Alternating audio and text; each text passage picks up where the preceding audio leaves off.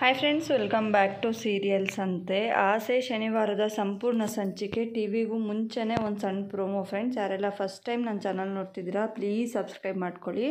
ಹಾಗೆ ಪಕ್ಕದಲ್ಲಿರೋ ಬೆಲ್ ಬಟನ್ನ ಕ್ಲಿಕ್ ಮಾಡಿ ನಾನು ಹಾಕೋಂಥ ವೀಡಿಯೋಸ್ ನಿಮಗೆ ಬರುತ್ತೆ. ಹಾಗೆ ಲೈಕ್ ಮಾಡೋದನ್ನ ಮರಿಬೇಡಿ. ನೀವು ಮಾಡೋ ಲೈಕ್ ನನಗೆ ಹೊಸ ವೀಡಿಯೋಸ್ ಮಾಡೋದಕ್ಕೆ ಮೋಟಿವೇಶನ್ ಸಿಗ್ದಂಗೆ ಆಗುತ್ತೆ. ಹಾಗೆಯೇ ನಂದು ಇನ್ನೊಂದು ಚಾನಲ್ ಕೂಡ ಇದೆ, ನಂದೂಸ್ ಲೈಫ್ ಕನ್ನಡ ಅಂತ.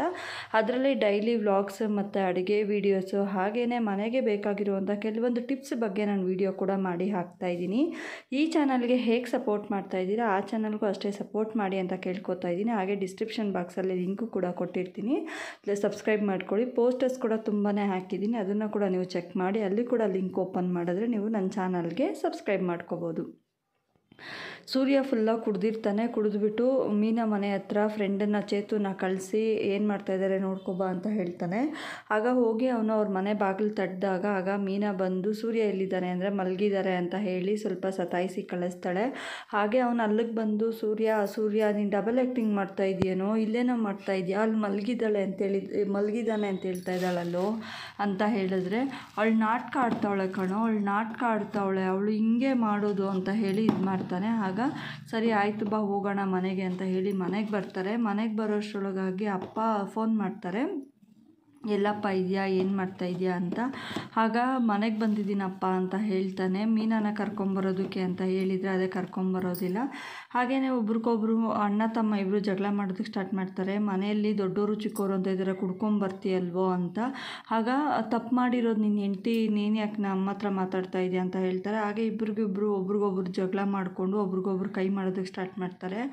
ಒಂದು ಏಟು ರೋಹಿಣಿ ಕೆನ್ನೆಗೂ ಬೀಳುತ್ತೆ. ಹಾಗೆಯೇ ಅಪ್ಪ ಎಷ್ಟೇ ತಡೆಯೋಕೆ ಹೋದ್ರೂ ತಡೆಯೋದಕ್ಕೆ ಆಗೋದಿಲ್ಲ. ಅಪ್ಪ ಎದೆ ಹಿಡ್ಕೊಂಡು ಬಿದ್ದೋಗ್ಬಿಡ್ತಾರೆ.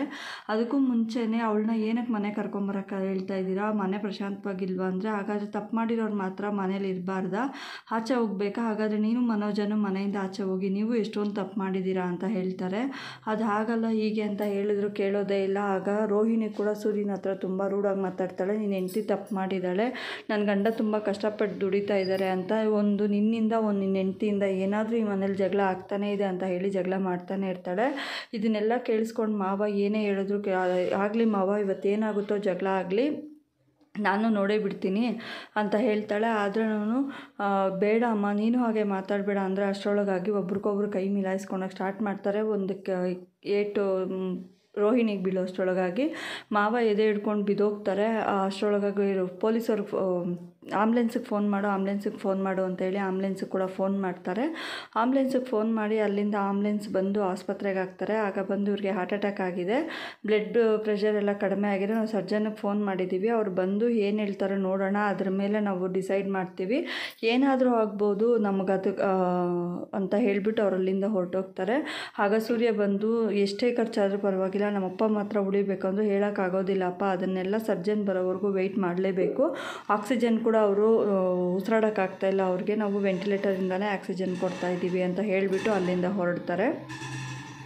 ಅಲ್ಲಿಂದ ಹೊರಟಿದ ತಕ್ಷಣ ಸೂರ್ಯನಿಗೆ ಬಂದು ಅವರಮ್ಮ, ಇವಾಗ ನಿನಗೆ ಸಮಾಧಾನ ಆಯಿತಾ, ನೀನು ನನ್ನ ಹೊಟ್ಟೆಯಲ್ಲಿ ಏನಂತ ಹುಟ್ಬಿಟ್ಟು ನನಗೆ ನನ್ನ ಹೊಟ್ಟೆ ಉರ್ಸೋಕ್ಕೆ ಅಂತಲೇ ಹುಟ್ಟಿದ್ಯಾ, ನಾವು ಯಾರು ಎಷ್ಟೇ ಹೇಳಿದ್ರು ನಿಮ್ಮಪ್ಪ ನನ್ನ ಮಗ ಅಂತ ಹಿಂದೆ ಹಾಕ್ಕೊಂಬಂದಿದ್ದಕ್ಕೆ ಹಿಂಗೆ ಮಾಡಿದೆ, ಕುಡಿದ್ಬಿಟ್ಟು ಒಂದೇ ಸತಿ ಅವ್ರು ಎದೆನೇ ಹೊಡೆದ್ಬಿಟ್ಟಲ್ಲೋ, ಎಷ್ಟು ಹೇಳಿದ್ರು ಕೇಳಲಿಲ್ವಲ್ಲ ನೀನು, ಕುಡಿಬೇಡ ಅಂತ ಅಷ್ಟೇ ಬಡ್ಕೊಂಡ್ರು ಅಂತ ಹೇಳಿ ಒಂದು ಸೈಡಲ್ಲಿ ಕೂತ್ಕೊಂಡು ಅಳ್ತಾನೆ ಇರ್ತಾರೆ.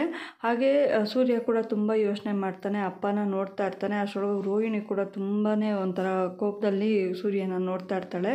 ಮೀನಾಗೆ ಯಾರೋ ಹೋಗಿ ಹೇಳ್ತಾರೆ, ಈ ಥರ ಯಾಕಮ್ಮ ಆಸ್ಪತ್ರೆಗೆ ಹೋಗ್ಲಿಲ್ವಾ ಅಂತ. ಯಾಕೆ ಏನಾಯಿತು ಅಂದರೆ ನಿಮ್ಮ ಮಾವನ ಅಡ್ಮಿಟ್ ಮಾಡಿದ್ದಾರೆ, ಹುಷಾರಿಲ್ವಂತೆ ಅಂತ ಹೇಳ್ತಾರೆ. ಅಷ್ಟರೊಳಗಾಗಿ ಮೀನಾ ಅಲ್ಲಿಗೆ ಬಂದರೆ, ನೀನು ಯಾಕೆ ಬಂದೆ, ಸಾಯ್ಸಕ್ಕೆ ಬಂದ, ಅವ್ರು ಇನ್ನೂ ಸ್ವಲ್ಪ ಉಸಿರಾಡ್ತಾ ಇದ್ದಾರೆ, ಸಾಯಿಸೋದಕ್ಕೆ ಬಂದ ಅಂತ ಹೇಳಿ, ಆಗಲ್ಲ ಅತ್ತೆ ಸ್ವಲ್ಪ ನೋಡ್ಕೊಂಡು ಹೋಗ್ಬಿಡ್ತೀನಿ ಒಂದೇ ನಿಮಿಷ ಅಂದರೆ, ನೀನು ಹೋಗಿ ನೋಡಿದ್ರೆ ನೀನು ದರಿದ್ರ ಕಾಲಿಕ್ಕದೆ ಅವ್ರ ಪ್ರಾಣನೂ ಹೋಗುತ್ತೆ, ನಾನು ಅರ್ಶಿನ ಕುಂಕುಮ ನಳ್ಸಕ್ಕೆ ಬಂದಿದ್ದೀಯೇನೆ ಅಂತ ಹೇಳಿ ಜೋರಾಗಿ ಕೂಗಾಡ್ತಾರೆ. ಹಾಗೆ ಹತ್ಕೊಂಡು ಹೋಗ್ತಾ ಇರ್ಬೇಕಾದ್ರೆ ಅಡ್ಡ ಸೂರ್ಯ ಬರ್ತಾನೆ, ಏನಾಗುತ್ತೋ ಏನೋ ಗೊತ್ತಿಲ್ಲ.